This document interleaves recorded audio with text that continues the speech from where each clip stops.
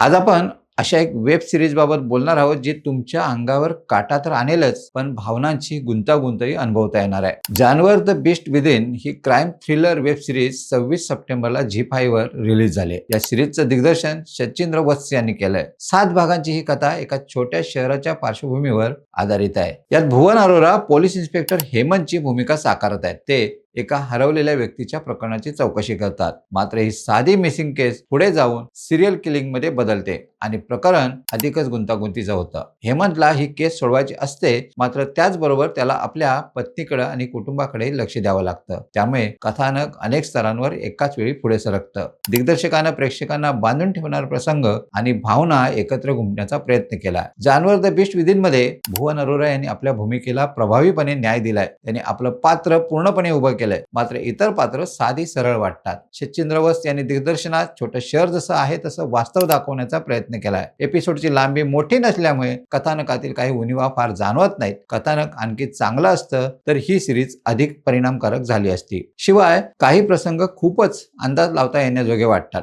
पुढे काय होणार याचे अंदाज बांधता येतात, तरी थरार आणि भावना या दोन्हीचं छान मिश्रण यात पाहायला मिळतं। जानवर द बेस्ट विदिन समाजाशी निगडीत अनेक मुद्द्यांनाही हात घालण्याचा प्रयत्न करते।